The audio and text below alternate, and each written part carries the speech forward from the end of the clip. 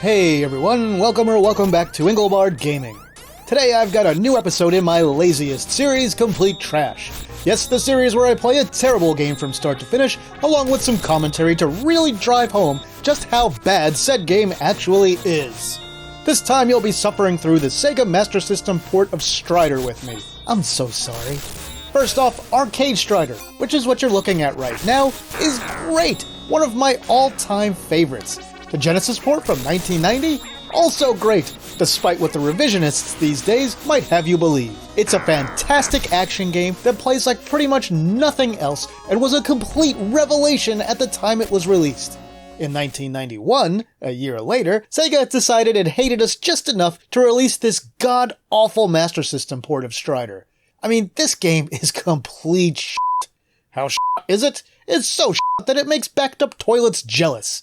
The graphics, sound, and gameplay are all a special kind of awful. And it didn't have to be this way. Sega did a perfectly serviceable SMS port of Ghouls and Ghosts, and even added some unique stuff to that version that isn't in any of the others to help make it worth playing. So no, Master System Strider would never have been close to the much more powerful arcade game, but they could have made a good version of it. So what exactly happened here? In a word, Tiertex. Yes, those demolishers of childhood dreams at Tiertex completely destroyed many awesome arcade games when porting them to Western home computers back in the day. For some reason, Sega worked with Tiertex to bring their awful computer port of Strider to the Master System, and, well, they got what they paid for. It's awful. Alright, that's enough introductory complaining. I'll note that I did use some save states in this playthrough because my time was super limited and this game is garbage. There's only 1 or 2 save states though, so it's not like I did it all over the place, but you'll see some of the text in the bottom right corner of the screen if you look closely enough. Alright, let's get on with it. Alright, here we go. First, as we start, the cutscenes are not in the right place, and here is this tragedy of a game and how it begins. As you can see, it's really slow. You usually don't have more than 1 enemy on the screen. There's lots of flicker and slowdown, and this game slows down when there's anything on screen. You'll see the speed increase and decrease a whole lot throughout this playthrough. You'll notice when you get the satellite, all it does is just move around you in a real tight circle and shoot occasionally. It doesn't ever walk around or do its own thing like in the arcade game. You can see the background is kinda decimated. It looks sort of alright on this part, but we were missing a lot of stuff at the beginning when you fly in, which, you know, you don't fly in this game. And did you see how Strider slides in this version? It's even worse than in the home computer ports. The Amiga slide was really dumb, but it's even worse in this one. And yeah, our fight with this guy here, pretty much just like the Amiga version. You can't just go in there and decimate him like you would in the arcade game. You have to just nickel and dime him. Hit him a little bit here, let him roll away, let him get close, hit him again. And then we get a really lame rain of fire after that, and up we go. The one thing I will say for this game is at least the scrolling is pretty smooth. There are versions that don't have that part of it right. But everything else is so bad, it's just missing so much. It's missing so many enemies, so many power-ups, so many backgrounds. I mean, it's hard to even understand where the 4 megabits in this cartridge went. This is a 4 megabit or 512 kilobyte game.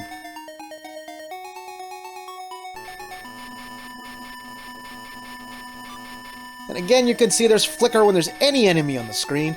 There's a hole in the floor that's not supposed to be there. That is a Tiertex specialty.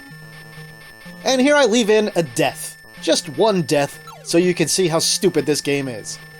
All these sword hits, not even touching this boss. No, you'll see what happens right after I die. I really wanted to show this off. You can't play this game like it's a normal game.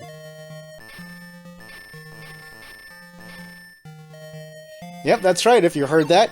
You can hurt the thing only when you're in the air.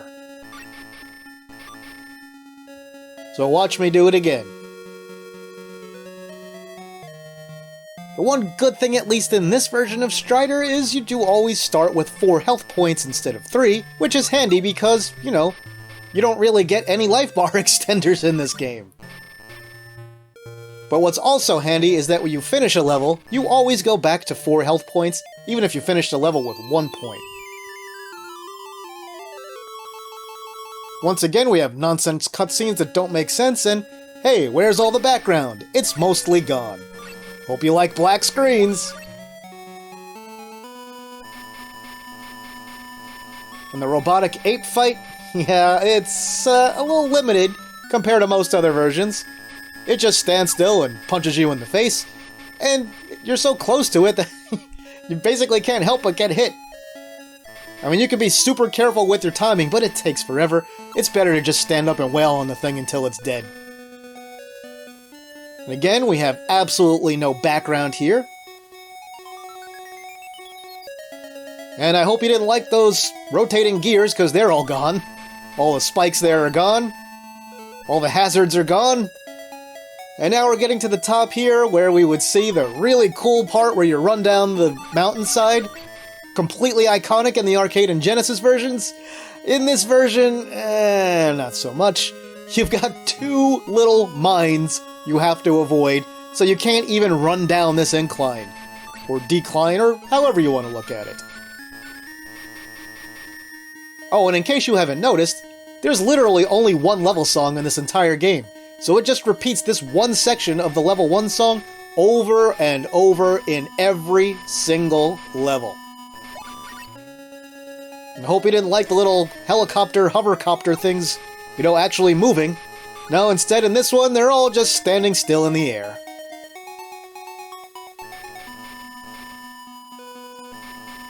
They at least fixed the sort of glitch in the Amiga version where you could finish that section just by jumping up from, like, the first copter. And hey, here's the one cutscene that actually kinda makes sense for the level that it takes place before. And I will say, for this level, it's probably the best looking one in the game. But that's not saying a ton exactly. One thing that I'll point out, especially on this level, is you see your timer in the upper left corner of the screen? There's a section in this level where it's almost impossible to complete and not run out of time. I mean, you gotta really continue to march forward and just keep going forward no matter what. And it's right at the end. As you can see, we're missing all the moving platforms, missing most of the enemies. And here we're missing the moving platforms that have, like, the missiles on them for you to destroy. You pretty much always get hit by that thing.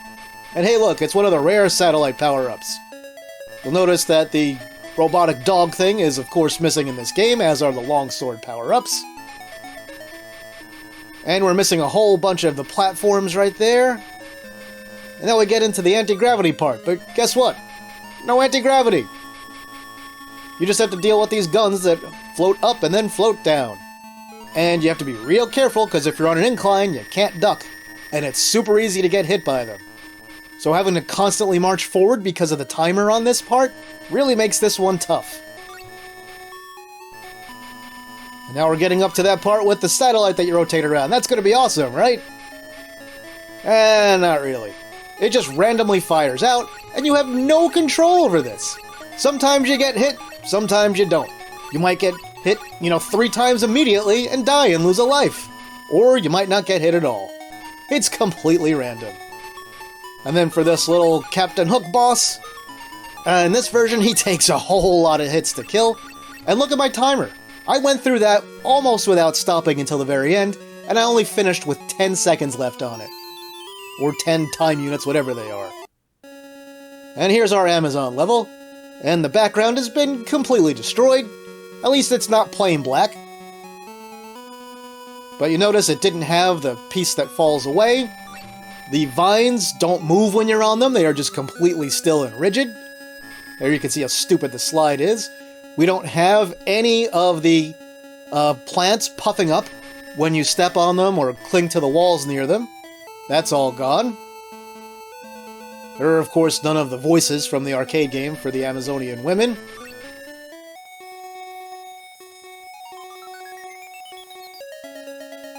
And this feels just so incomplete. Here, we don't have the big ball that chases you down the decline. And we don't even have much of a decline. It keeps stopping and starting and stopping and starting. And I bet you're wondering, how do they do that part with all the Brontosauruses? I bet they just used, like, still tiles with them. And yes, I know Brontosauruses don't exist and they were all Brachiosaurs. But no, the way they handled it was just not to bother including them at all. All we get is one tiny little jaunty bouncy T-Rex. And if you'll notice, he walks at the exact same speed as you. He's sort of the mini-boss in this level, and you can't move on until you kill him. And then when we do move on, we have the regular boss, and he doesn't jump up and down in this one. He just fires like this, and it's almost impossible to not get hit at least once during this silliness. You've got to position yourself just right, and then jump at just the right time. Looks like a ton of fun, right? I can promise you, doing it is just as much fun as watching it. There was my one hit that I could not avoid at all. And there, we've finally taken him out. I can pretty much promise you, you will die the first few times you fight that boss. You've got to really work to get the timing down. Alright, here we are on the final level. In the background, it doesn't look too bad, but you'll notice the layout is quite different from the arcade and Genesis versions here. We're missing a whole lot of enemies. We're missing a whole lot of power-ups.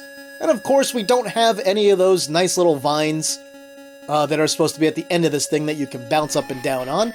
We don't have any of the robot walker enemies here, which they also were not in level 2, by the way. And then watch what they did here. So no anti-gravity on this part, no spikes on this part. You just jaunt right up through there. And then here is the crowning achievement of this game. So if you walk off the left side of this thing, you'll just fall forever until you die. There's nothing you can do to stop it. You'll also notice that the satellite boss here is missing. Awful design. And they were missing the laser beam boss, which, hey, you had it in level 1, why is it not here in level 5? And here we're missing, the fancier flying robotic enemy from level 2, which, you had him in level 2, why not in level 5? And oh, look, it's the giant mechanized ape again. They managed to include him a second time. Good job, Tiertex. He punches a lot faster here at the end. Oh, and just wait until you see what comes after him. You may or may not be shocked. Well, you probably won't be shocked, but you may be surprised. Maybe not surprised, but disappointed. And then in the Amiga version, after you beat him, that's the end of the game. In this one, they added a special fight with the Grandmaster that is absolutely nothing like the fight in the arcade or Genesis versions. But they knew they couldn't end the way they did in the crappy Amiga, Atari ST, and computer ports, so we have this lame little fight at the end. Yeah, this is all there is to it. Just jump up and hit the button a few times. Keep doing that until it's all over. And then, mercifully, the game does, at some point, end. Hey look, they included the little whale from the arcade ending. This is what we see at the very last part of the ending where Strider's dropped onto the whale to finish the game. But you'll also notice it says the game is a simulation, because they don't want you to think that this was the real thing. They know how bad it is. Look at me, top score, aren't I special? And thus, mercifully, ends Sega Master System Strider. Did you watch that whole game? Seriously? Well, I guess it's one of those car crash situations where it's tough to look away, right? There are no redeeming qualities in Sega Master System Strider, and I'm not going to waste any more of your time on it. Don't play it unless you feel the need to torture yourself and just aren't into that whole self-flagellation thing.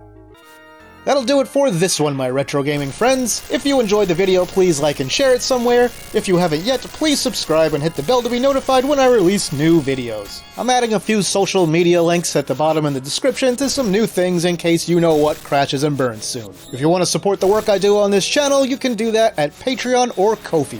With that, I'll say thanks for watching, and see me later.